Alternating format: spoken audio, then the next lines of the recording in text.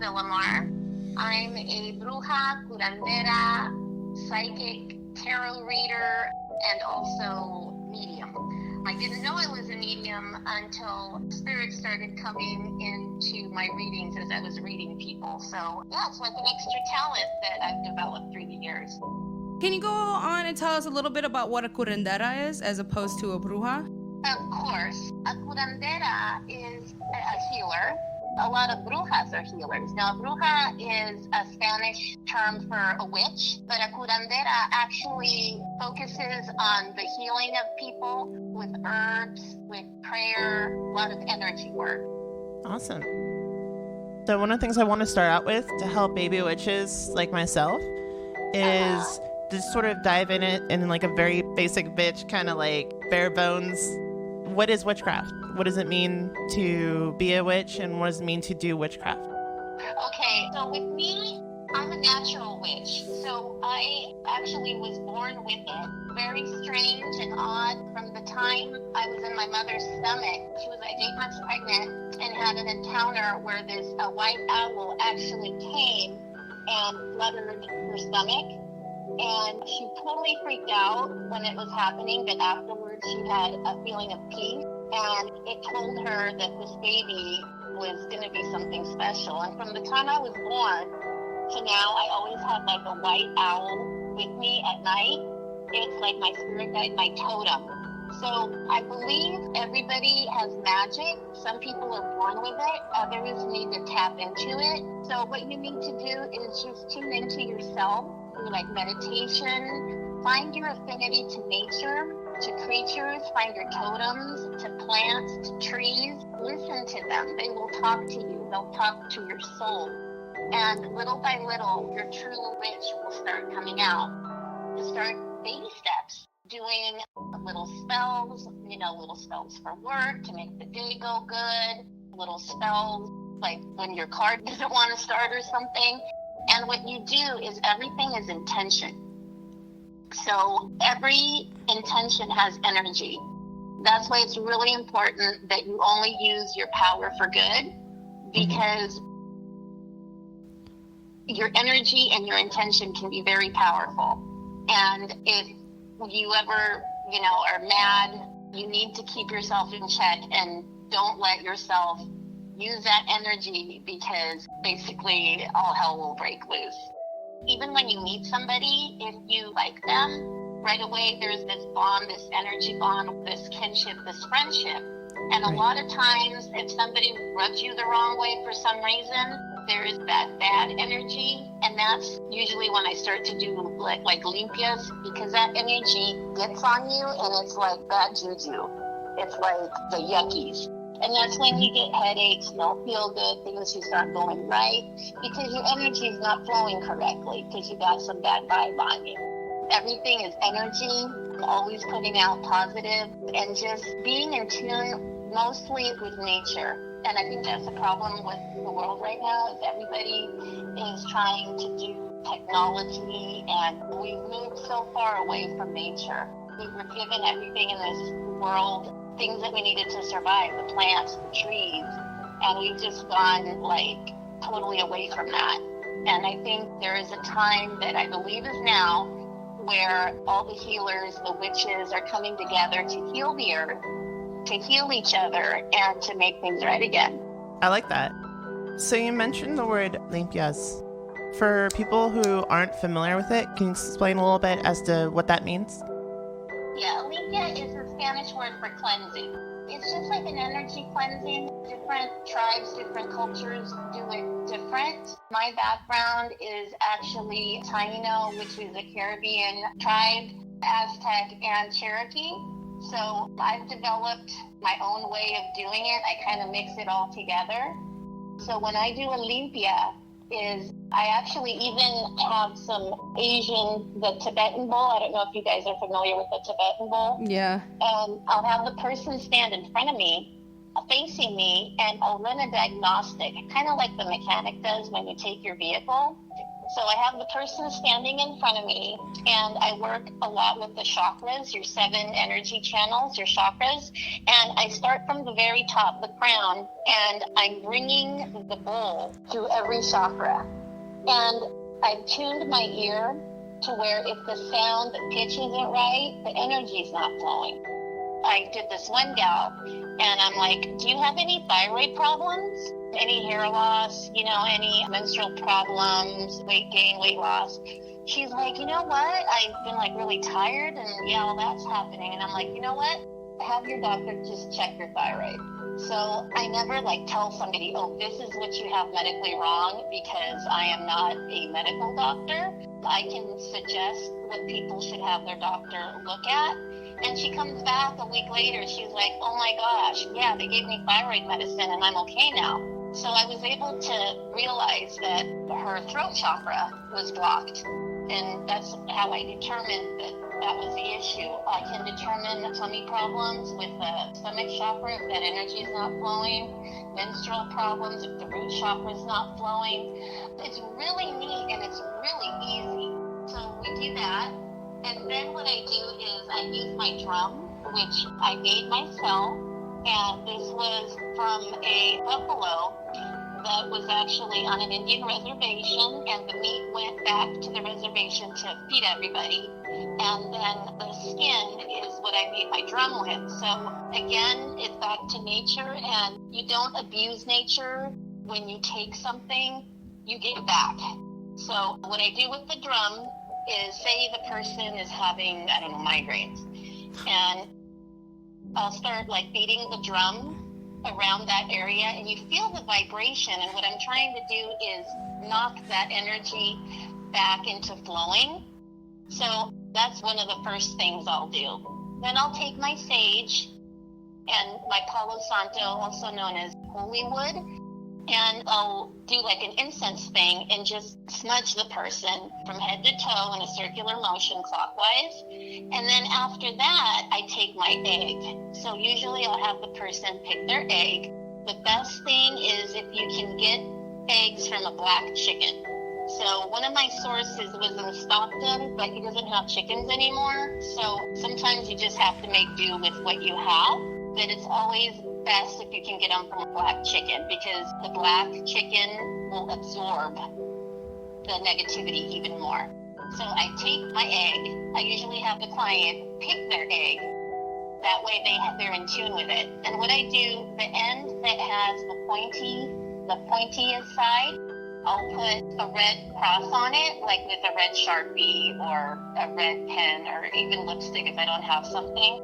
And so being a curandera, we also mix religion with it. So I'm also a very devout Catholic, which sometimes people can be, oh, well, how can you be one and the other?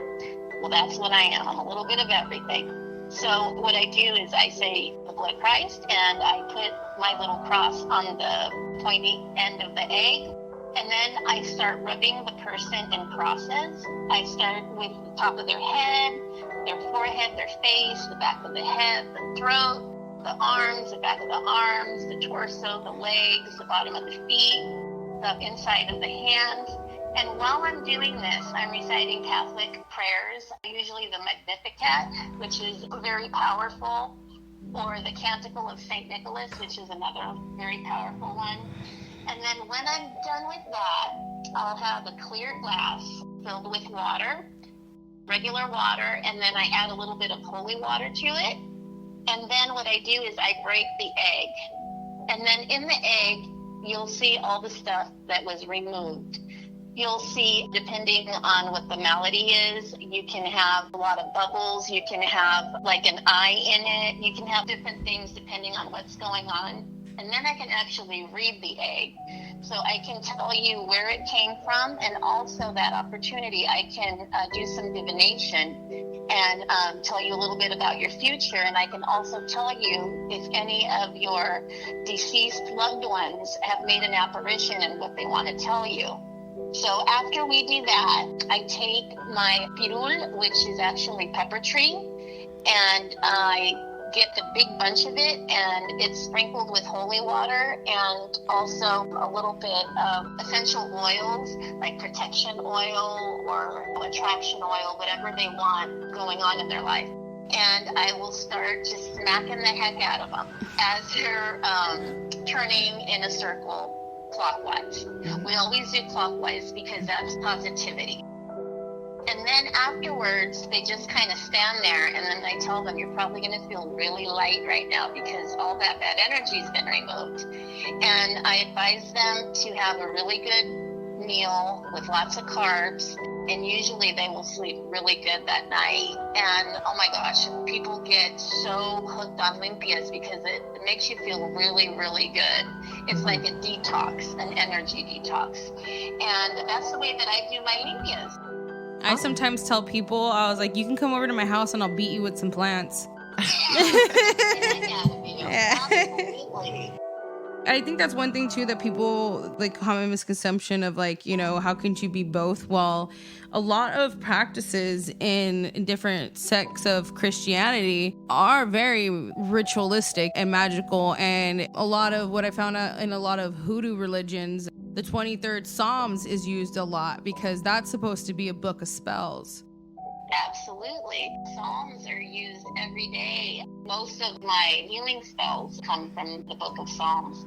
And it's funny because what happened was the church basically stole everything that pagans were doing, but added their twist and then made it seem like everything else was bad and evil and named it bad and evil so that they would be the only ones that were seen as good. And a lot of witches were persecuted in the 1600s, the Spanish Inquisition, because of the church. Just all these magical, wise people were denounced as heretics, as evil, as witches. They had to be killed because they were bad. And what they were doing is they were destroying these wonderful people that they were jealous of, and they didn't want the competition. Also, a lot of the great works were burned, and it was all out of jealousy.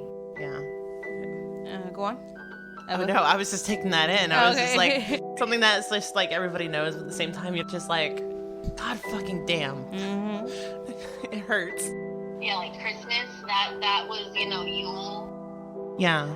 Easter, just everything. They took it and added their twist to it. And, it's like, why can't we all get along? So that's what I do now. People might tell me, the Bible says this, and you're going to go to hell because of that. And I'm like, you know what? The Bible is tainted. It's been changed so much by King James, by Constantine. We don't even have the book of Tobias, which is in the Catholic Bible, which tells you about angels. Yeah. They've controlled everything, and they've controlled what people have been reading all along. So I'm like, you believe what you want to believe, but in my heart, I know I'm not evil. I know I'm not going to hell.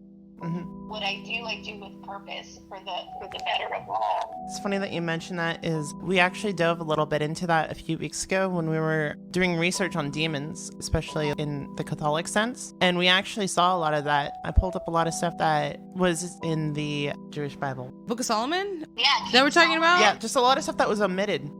See, each demon has an angel that stifles it. And King Solomon knew all that, and he would just send out an angel to put a demon in check.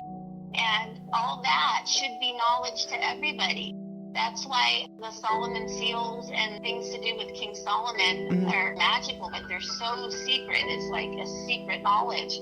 Why? Because they don't want people to know. Yeah. And I'm so excited that the younger generation, that you guys have an interest in this, and hopefully it'll be your generation that will make this hidden knowledge, everyday truth for everybody. And that's what's going to heal everything in all the situations. Yeah, I'm a very active member of the LGBTQ plus community. And one of the things I've noticed recently is there's been a lot of energy and a lot of empowerment in the whole concept of queer witches. And a lot of people have taken that and just done some beautiful things. It's imbued itself into things like cottagecore, lesbians, which is a huge sort of subculture in the lesbian community right now. as well as many other parts. And it's just like being able to take two things that people are so used to being persecuted for and just kind of like living out their entire truth with love and magic being in one place. Yeah. Exactly. And for me, it's too, like, in this time, which is, it's a tricky thing, because sometimes just through that lens of everything that is not a certain thing is bad and it's all generalized, right? And so you're seeing this new wave of like going back to ancestral roots, especially for the Black and brown community. It's all ancestral. This is what we were practicing beforehand. Healing ancestral wounds. Exactly. That's what I was getting to. And it is uplifting learning more about your culture, about different ways you do things, and seeing how they're still blended in things today, like curismo. How do you say it? Curanderismo? Curanderismo. Curanderismo. Sorry, I am a Nupolita, so. Love it. You know, you got the limpia con huevo, but you also have different types of limpias. Like, I remember something my grandma would do my stomach. I always have stomach problems, and she would use aceite, a special like aceite for my stomach. Yeah, and what she would do, that's called when you are empachada. Yeah, When you yeah. think something is like stuck in your intestines, Mm-hmm. and you tell that to a doctor in America, they'd be all, what? But it works. Yeah, so your grandma would take this oil. It was probably like castor oil or Something that she had in a magical little bottle. exactly. Now that I'm older, all those bottles and those jars are everywhere makes sense now. Now that I've learned more, it makes sense though, because she didn't pass a lot of that down. She passed more of it down to my sister. But I paid attention. I knew what my grandma was doing. Now that I've been on the path of doing what I do with danza and just going into my own magic, being my own curandera right now, it all just falls into place. It makes sense. And it makes me feel more connected with her because she has passed. She was like my mom. She was my mom. So, yeah, it does. I feel like when I learn these things, I'm getting a hug from her. Yeah. Absolutely. And you know what? You light a white candle to your grandma. You get your oil, whatever oil you have, and you start right above your stomach where you have that little dip. I guess it would be the mouth of the stomach, below the esophagus. And just lightly with the oil on your hands, rub downward and tell your grandma, have your hands lead me. And give yourself that massage that your grandma used to do for you every night. And you'll start to feel better. You'll see that. Another thing that I wanted to say is people are like, why is all this horrible stuff happening? Things have to get really bad before they get good. This awful president we have, why do we have him? Well, he had to come so we would see the true nature of people.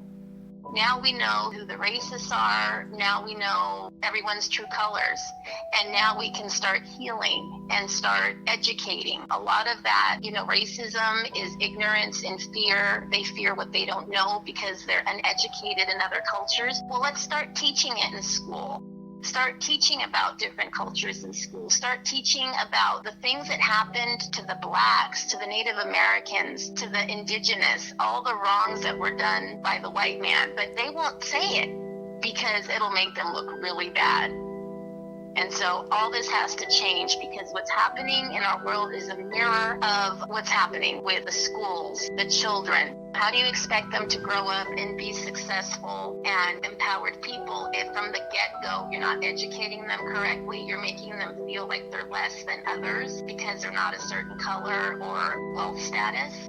So it all has to change, and that's why all this is happening right now, so that we can change it. We can identify the problem and fix it at its roots. Well said. So speaking of politics right now, do you feel like being a witch is a political statement sometimes, or can it be? Oh, yes, because we can change things. We can alter events, and we can change people. And actually, there's a movement of witches getting together to get rid of Trump. But it's not going to happen until he has served his purpose. And he's still bringing up a lot of shit that needed to be brought up. So absolutely. Absolutely. Witches, they're a very powerful group, more so than anybody else. And I think we definitely can influence politics, again, for the good of all.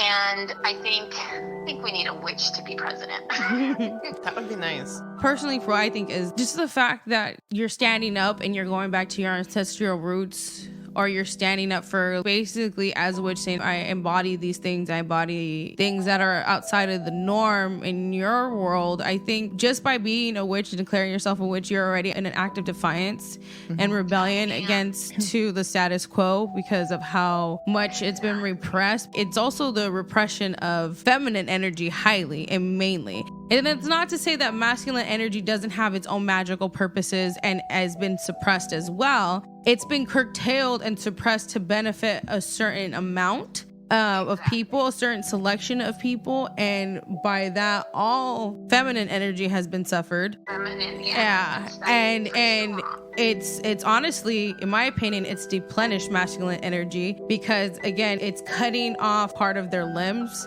And now they're not working at its full capacity. Yeah. Exactly. There's probably a better analogy for that. I think that works out pretty good. Honestly. Okay. I do have a few other questions we should move on to. You covered it briefly earlier, but how many different forms of magic and spell are there in order to sort of manifest that into this world? An infinity. Magic. You've got Haitian. You've got Cuban. You've got Dominican.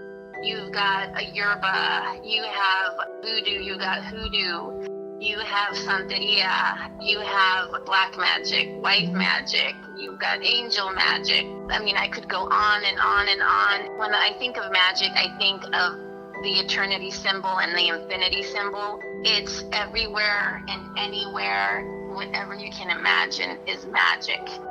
There's plant magic. There's rock magic. It's, if you can imagine it, it's there.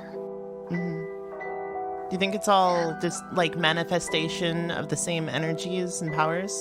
You know, absolutely. When I was a little kid, I would gather all my friends in a circle and I would call it the magic circle on my mom's lawn. I love that. You would think that that lawn would have had a big yellow circle because we were sitting on it all the time. And it actually was a bright, dark green.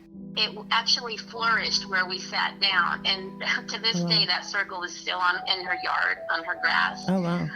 And I always would make magical things. You can take a rock, you can take a piece of paper, and you can bless it, make it magical, and it will be magical. You can give people, you know, like a little gift of something with your blessing, and it'll be their good luck charm, and it will bring them good luck because you gave them that intention for it to bring good to them. So magic is all intention, and it doesn't have to be elaborate. It can be very simple. It's all your intention. My mom is super duper powerful, but she has never put her temper in check. And when she gets mad, I mean, things will break down. If she doesn't want me to go somewhere far away, my car will not start, or it will break down a block before I'm actually on the road. She's just so intense. But yeah, it's all about your intention and the power behind your intention and how you manifest it. In Vanessa, my experience, everything we always do ends up breaking into rules of threes. That's always been prominent in storytelling and in any film stuff as well. Oh, I know. Okay. And it's always been incredibly relevant in human history as far as we can always tell. But what can you tell us about the threefold law? So the threefold law, or the rule of three, is anything you put out there will come back to you threefold. That's why you don't do bad magic, you don't do black magic, you don't do anything that will harm anybody, because it will come back at you really bad and it will bite you in the butt. Also, the rule of three, again, the Trinity, the Father, the Son, the Holy Spirit, three is a very magical number. You have the soul, the body, the mind. Every time you put anything out, it will come back in three, and it might not be immediate, but it will happen. It's basically karma. The maiden, the crone, the mother. The mother, the maid, the crown. Yeah. The three is just so magical. And that's the thing, a true witch, there's some girls that are like, oh, I want to be a witch because I want to hex this guy and make this guy's sex life awful because he wouldn't love me. And that is so sad because that girl is going to put all this energy, bad energy out there. And what's going to happen is the next guy that comes along in her life might beat her, treat her bad. Yeah. And it'll happen like three times. Why even do that? You can't dwell on things. And another thing of my belief is the two strongest bonds are love and hate. Mm-hmm. If you want to come back in the next life with somebody, make it somebody that you love, not somebody you hate. Because if you hate somebody that much, that person's going to pop up in your next life too. And guess what? It's You're like gonna still be hashing out the same shit. So it's like you want conflict. Do you want eternal conflict? Exactly. It's not all Valhalla. Exactly. Nip it in the bud, get over it, forgive, and move on. Vanessa mentioned before that you are quite well acquainted with tarot. Yes. And I've been doing tarot since I was 5, and I just turned 50. Oh, wow. Yeah, I've just recently been getting into it and trying to understand it and sort of connect with it more. Mm-hmm. And it's something that is just equally fascinating, but it's just I have 1,000,001 questions about everything going on. How much do you rely on the quote-unquote rules, the things that you're going to read in books, versus just like feeling it through and having connections to different cards and different meanings? Oh, yeah. I think I might have gone through the actual meanings of them once. Things come to my mind when I see something that reminds me of something, and then I'll say it, and that will ring a bell with the person. There's a lot of imagery in every card, and basically all the meanings are real basic. But with me, I take that meaning, and then I see more in the card when the person's in front of me. And I also call on my spirit guides, my angels, and my saints, and they in turn talk to that person's like spirit guide. And it's kind of like, okay, bring through things that we need to talk about. And it's really cool because it's basically a map of the symbolic consciousness of our life's journey. So it's an insight to your innermost truths of your higher self. So you know this. Everything that is out on your table, all these cards, you know it, but it's your higher self. Yeah. So deep in your psyche, and when you do your cards, it's like you're bringing it out so you actually see it. It's like, oh, things that have been troubling you, challenges, obstacles, talents, opportunities, all this hidden stuff that's inside you is finally brought out. So basically, it's an evolved awareness of what your higher self knows, more than just being an oracle. I think we're getting pretty close to the end of our time today. I do have one question. By any chance, would you be interested on coming on for more episodes in the future? Oh, I love it. You guys are fun. It'd be so great to have our own little like local expert.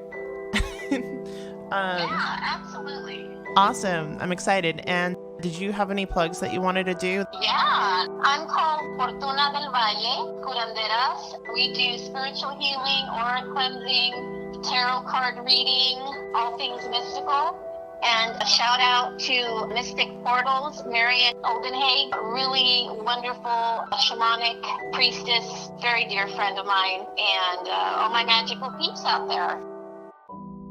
Thank you, Adriana. Thank you so much for being with us today. Thank you. Oh, I loved it. You guys take care. Blessings. Bye-bye. Blessings to you. At this moment, we'd like to thank our Patreon supporters, Ben Turco, Cal, and Rutapillar. And we want to let you guys know that bonus content will be available soon. We're going to have some magical little tidbits to fill your day and some things to make you laugh, like Casey's bonus reel. Be sure to follow us on Instagram and let us know what future episodes you'd like us to do. And as always, have a magical day.